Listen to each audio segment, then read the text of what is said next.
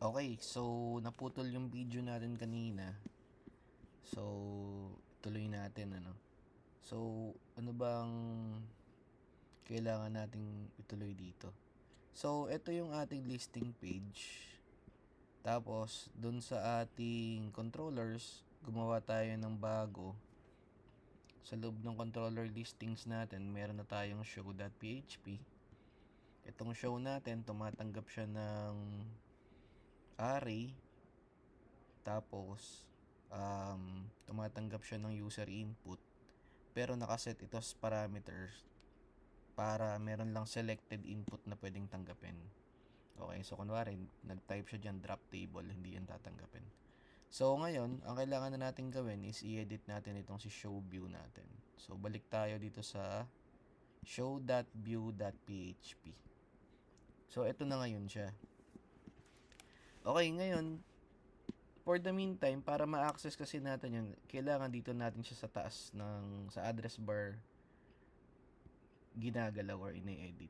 So, para mabuksan natin yung kailangan localhost /listing and then yung question mark ID equals 1.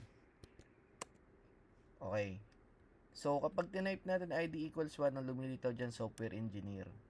Alam naman natin na sa iba't ibang ID na nandun sa laman ng table natin, dapat, kunwari, ID equals 2, iba yung lumitaw. Pero, nakikita natin software engineer pa din, ano? So, bakit ganun yung nangyari? Kasi, naka-hardcode yung laman ng ating hard-coded yung content ng ating listing page. So, kailangan or nung details page natin.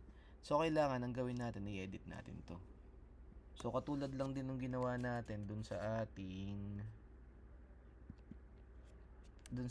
page kanina, yung naka-looping siya. Dito naman, hindi natin siya kailangan i-loop. Ang gagawin lang natin, i-input natin ng yung katulad nung kanina, i-echo natin yung variable listing. Tapos tawagin natin yung object title. So ngayon, itong ating ID number 2, dapat hindi software engineer yung lumitaw dyan. So save natin to. And then, ayun, marketing specialist na. Ngayon, pag tinype ko dito ID number 3, dapat, ang lumitaw dyan, ayan, web developer. So, just like what we did dun sa kanina, or dun sa naka-loop natin, kailangan gawin din natin itong dynamic. Edit lang natin siya. So, isa-isahin natin to. Dito, ang gawin natin description.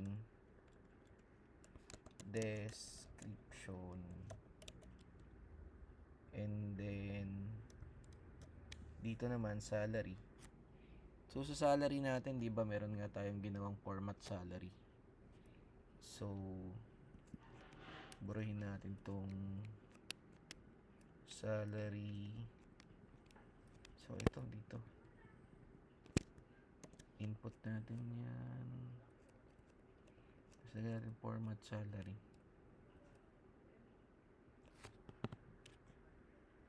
Format salary. Ayun. Tapos lagyan natin sa loob niyan itong lagay natin sa loob dito si format si salary.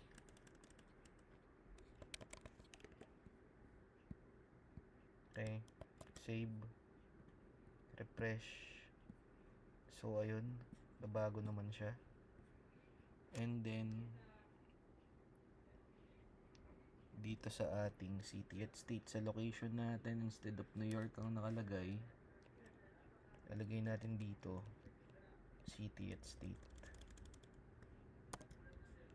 So, papahin ko ulit ito.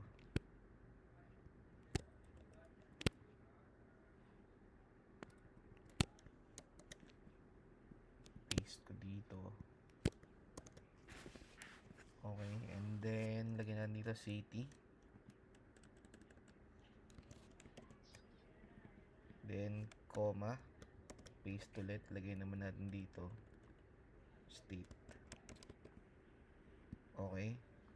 So ito ngayon yung ating local, muna natin galawin yan. So dito naman sa development na nakalagay dun sa tags, lalagyan na lang natin dyan tags. Okay, so save natin. So try natin, refresh natin. So ID equals 3 is web developer. Try natin ID equals 1, software engineer. ID equals 2, marketing specialist. So goods tayo dyan. Okay. So ano pa ang next natin gagawin ngayon? Sa email. So punta tayo dito sa ayan, okay tayo. Job details. Okay, I think kailangan din nating dito muna tayo kay job requirements. So dito natin to, lagay natin dyan requirements.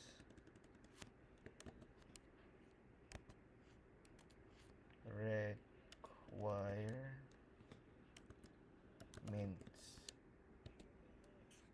natin gawin capital R. Okay, save, refresh. Okay, na-edit. Marketing specialist, marketing din yung requirements. Sa benefits, ganun din. So that is how we make benefits. Okay. Teka, tama ba? Okay, that's good. Tapos dito sa email, lagay natin,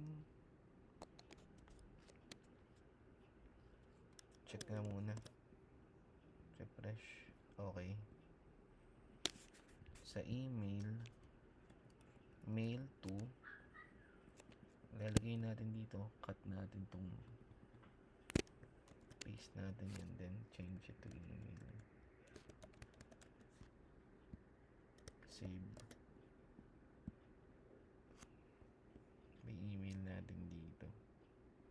Pag kinlik natin to,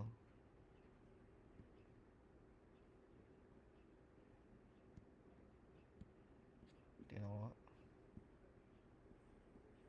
apply now. Ayun, email, diba? Goods tayo dyan. Okay, sige. So ang next natin gagawin is magpahinga muna tayo sa pag-edit ng database natin. Let's refactor muna yung folder natin. Okay. So tandaan na dito mo lang muna siya i-access sa ibabaw. So listing, localhost /listing $ID equals tsaka yung number ngayon na So simulan natin ngayon ang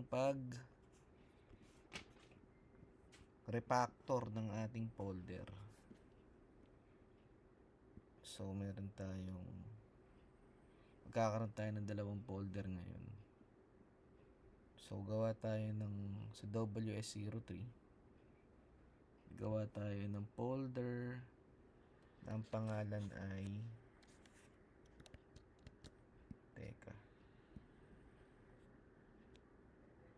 new folder. What the? WS03 new folder. Pangalan na itong app. Okay, nasa loob siya ng listings. Hatakin natin palabas. Move. Okay. Next one, gawa tayo ng framework.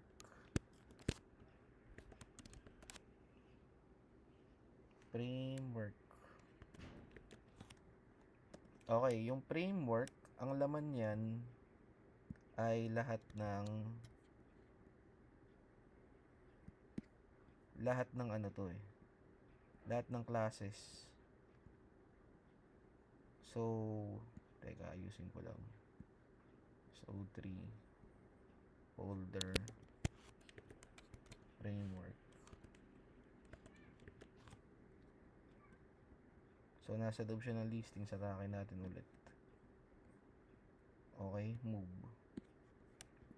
Okay, so now, ang folder na natin ay app, config, controllers, framework, public views. Okay. So, ano magiging laman ng framework natin? Siyempre, una, sabi ko nga lahat ng classes. So, si database, move, tapos si router, move. Okay? Next is pa ba?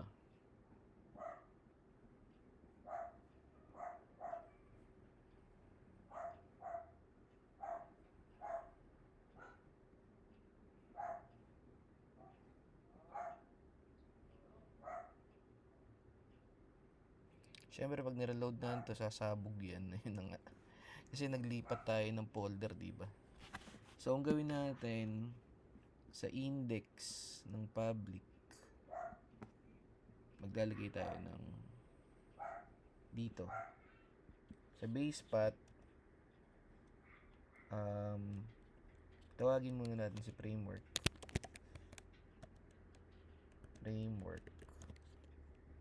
Okay?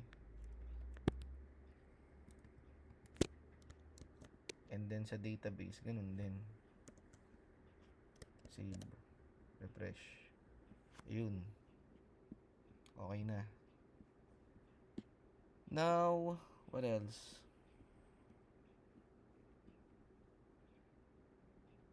I think we need to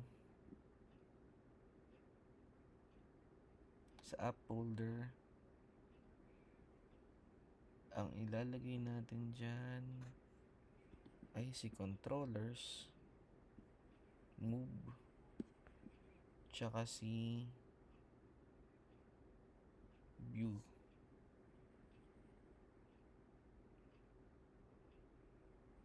Si view natin, ayun.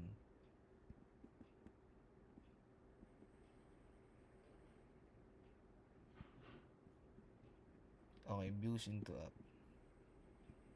Okay, so now we have controllers and views.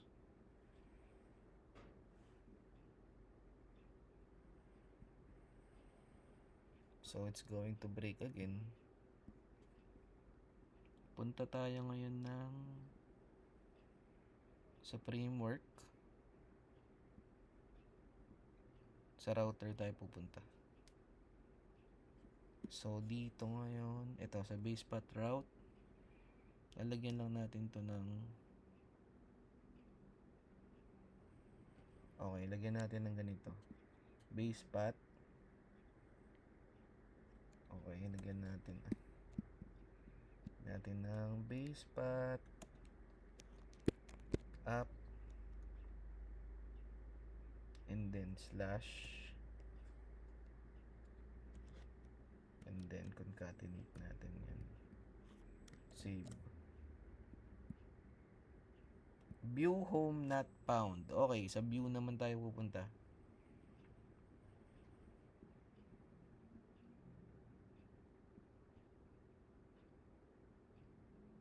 Sa helper function naman yan.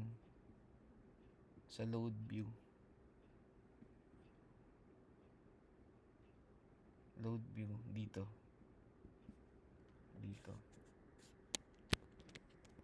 App slash views.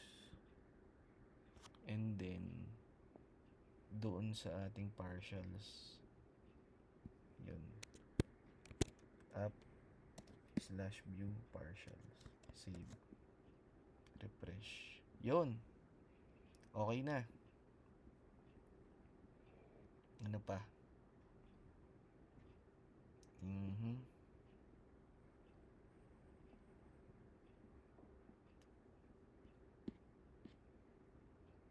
So, okay na muna tayo. Next natin gagawin is yung tinatawag na autoloader. Okay, so